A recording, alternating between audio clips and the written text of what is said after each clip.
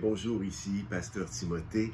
Dans Luc chapitre 8, une femme totalement désespérée trouve le moyen de se faufiler à travers une centaine de personnes, à peu près, puisqu'on dit que Jésus était entouré par tellement de gens que tous le pressaient. Et elle s'est dit dans sa tête, cette femme, si seulement je peux toucher le rebord de son vêtement, je serai guérie. Et voici, cela arriva. Jésus s'arrêta, se tourne et dit, qui m'a touché?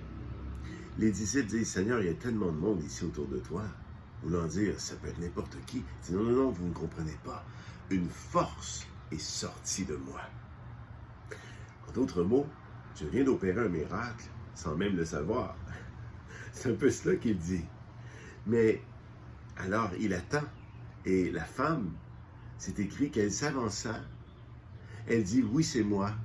Et elle raconta devant tous pourquoi elle avait fait cela. C'est très intéressant cette histoire parce que on peut penser que Jésus s'est arrêté pour que cette femme puisse donner son témoignage. Puisqu'elle avait été guérie, et Jésus le confirme, va en paix, ta foi t'a sauvée.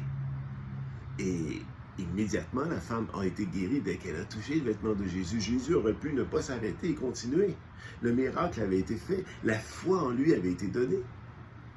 Mais Jésus est le Messie d'Israël et il veut que les autres le sachent.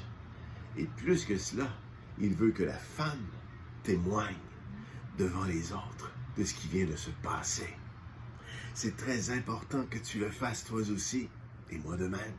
Si Jésus nous guérit, nous devons le déclarer, quel que soit le miracle. Nous devons faire savoir que nous avons été guéris par Jésus. Ne reste pas dans ta chambre seul, dans tes pensées seul, te disant « Ah, ça a été fait, merci Seigneur ». Oui, ça commence comme cela, mais rends témoignage. Ça peut être un petit texte que tu fais, ça peut être une parole que tu donnes, ça peut être un témoignage plus complet que tu vas faire, mais rends témoignage. Dis aux autres que tu as été guéri par Jésus, parce que c'est ce que Jésus lui-même veut qu'on fasse. Cela va donner courage à d'autres personnes de s'approcher du Seigneur et de lui demander une guérison. Beaucoup de gens croient qu'ils en sont indignes. Peut-être c'était cela que tu pensais toi aussi avant que cela t'arrive.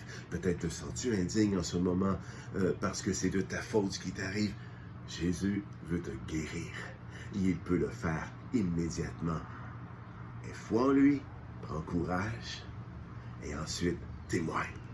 Amen. Amen.